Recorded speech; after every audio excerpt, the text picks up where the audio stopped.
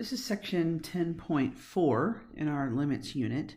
And today we're going to take something that you should be somewhat familiar with that we did last semester, horizontal and vertical asymptotes. Of course, you also should have done it back in Algebra 2. But we're going to show you the calculus of it. In other words, how you use calculus notation to represent horizontal and vertical asymptotes.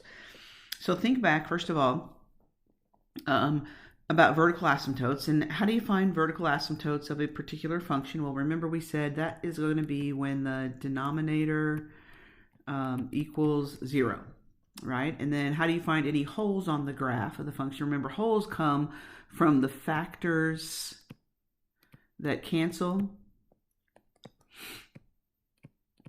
right?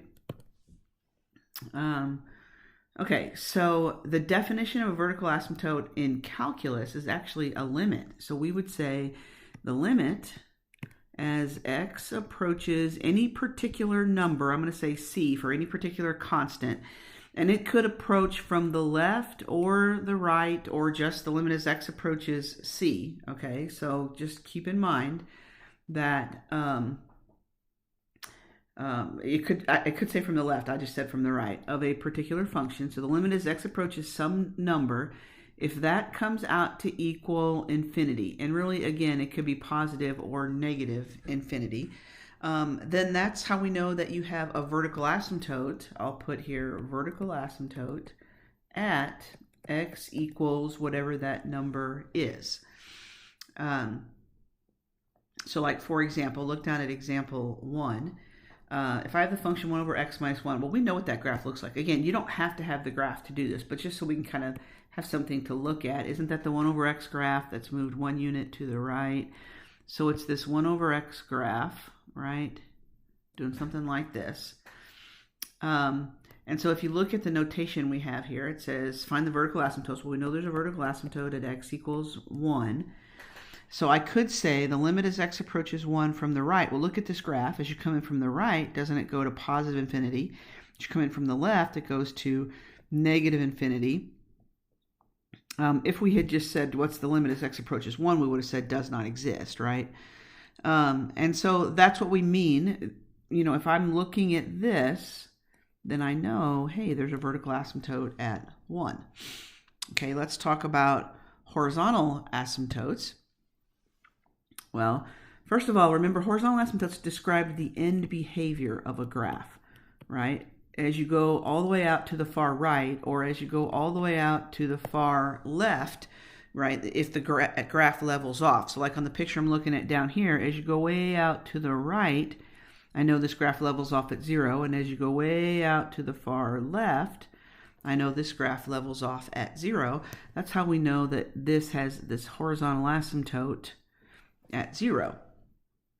Okay, and remember, how do you find horizontal asymptotes? I'm not talking calculus, I'm talking how do you find horizontal asymptotes back in the day? Well, isn't that the kind where you would compare the degree of the top and the bottom? Compare degree of numerator and denominator. Remember, that's the thing that some of you all call that SOHCAHTOA. No, not SOHCAHTOA, sorry. What do you call it? Oh, that Bobo-Botten thing. Bigger on bottom is 0. Bigger on top, let's see, is none. And I don't know what the rest of it is, but that's that weird thing. I don't use it. I say, like, if the degree of the top is less, right, it's 0. If the degree of the bottom is less, then that's the one where it's none. And then remember, if the degree is the same, then you look at the coefficient out in front. So the definition for horizontal asymptotes in calculus is the limit as x approaches infinity. And actually, you could say positive or negative infinity, because isn't that what it means to go all the way out to the right? Over here is where x is approaching infinity. Or if we said x is approaching negative infinity, doesn't that mean you're going all the way out to the far left? Okay, so when you find the limit as x approaches infinity of some function, if it equals a specific number, I'll say equals c. If it equals a specific number, then that means that's where you have your horizontal asymptote. So like on this example down here, on this one that we were looking at, we knew that there was a horizontal asymptote at 0. So the horizontal asymptote is y equals 0. That means the limit as x approaches infinity of this function equals 0. You could say the limit as x approaches negative infinity of this function is 0, because it didn't matter on this graph if you went out to the far right or the far left, the graph was still leveling off at 0. Okay, so the important thing that we're taking out of this part up here, the part that's the actual calculus, is this.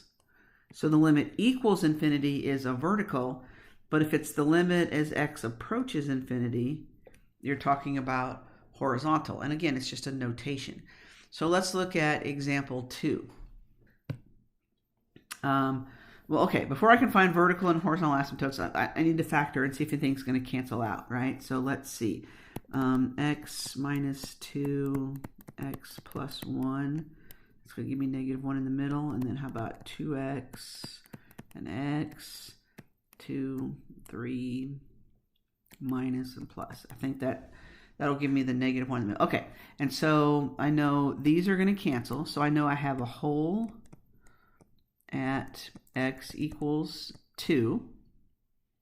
Okay, let me write that down here since I'm asked about it. The whole right there is that x equals 2. So what we had left here was x plus 1 over 2x plus 3. So that means the vertical asymptote is at x equals negative 3/2, right? So what's going on with this graph? I know there's a vertical asymptote at negative 3/2. I know there's a hole at x equals 2. So the limit as x approaches 2. Remember, this is where you have the hole. And if you have a hole, you can still have a point.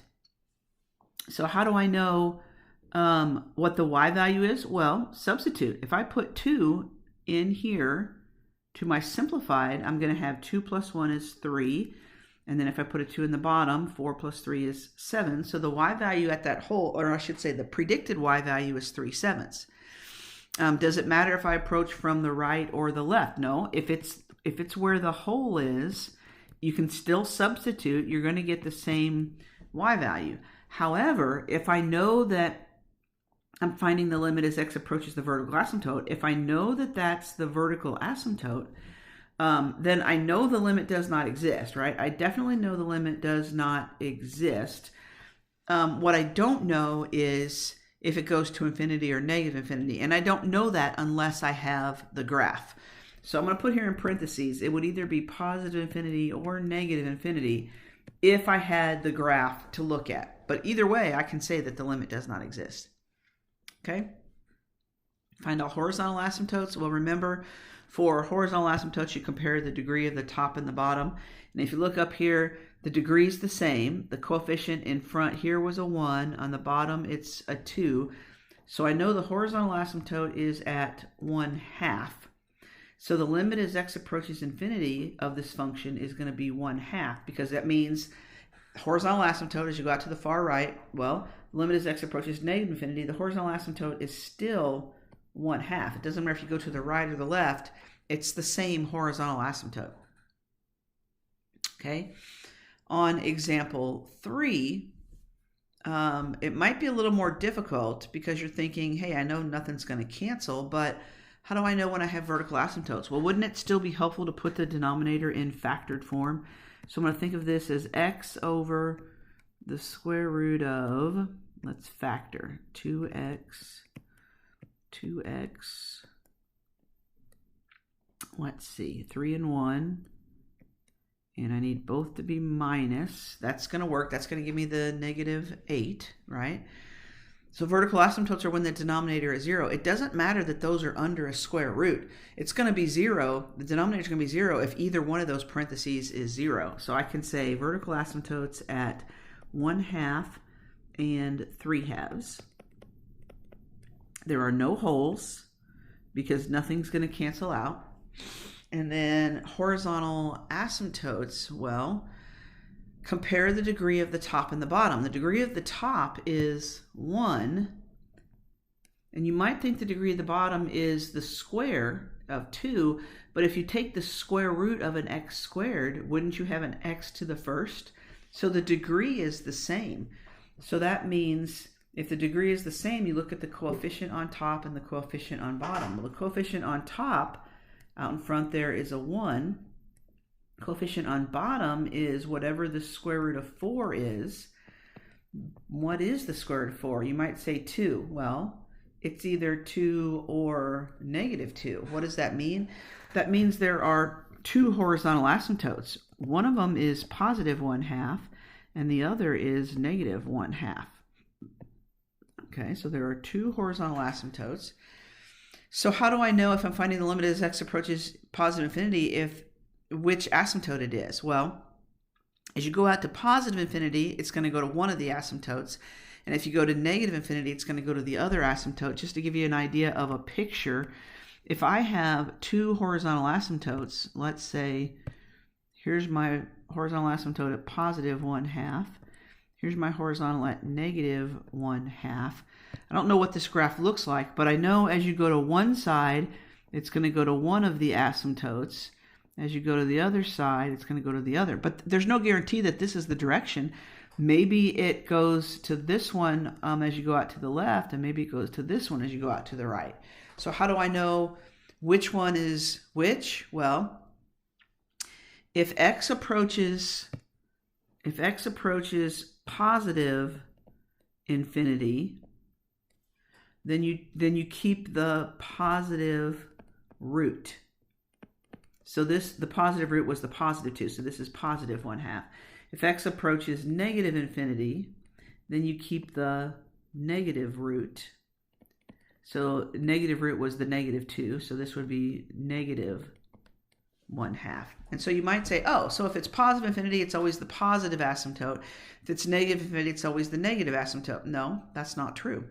What if I have this example? What if it's, let's say, f of x equals, I don't know, I'm just making this number up, negative 10x over the square root of